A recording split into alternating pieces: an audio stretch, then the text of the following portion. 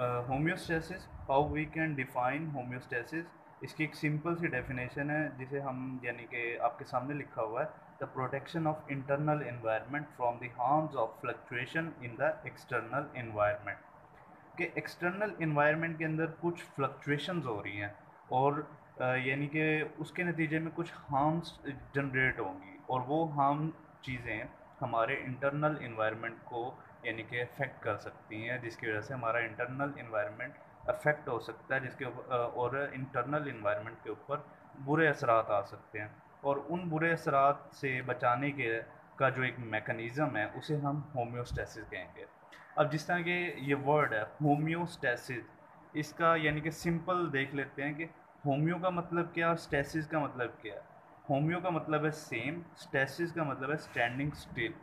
कि यानी ये एक ऐसा प्रोसेस है जिस्म के अंदर कि जो हमारा एक इंटरनल इन्वायरमेंट है उसे सेम रखता है, उसे यानी अगर उसके अंदर कुछ फ्लक्चुएशंस आ रही हैं तो उसे अपने एक नॉर्मल पॉइंट पे, सेट पॉइंट पे लेके आता है।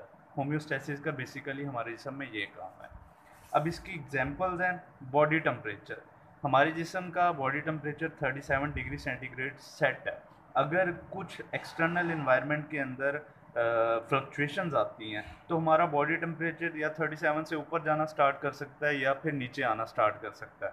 तो लेकिन अगर टेम्परेचर इसी तरह ही ऊपर नीचे होता रहेगा तो हमारा जिस्म के अंदर हमें वीकनेस महसूस होगी और जिससे हम सिक भी हो सकते हैं।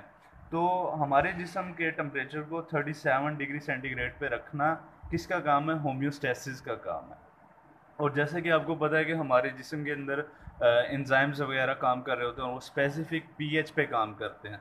तो उस पीएच को मेंटेन करना भी होम्योस्टेसिस का काम है।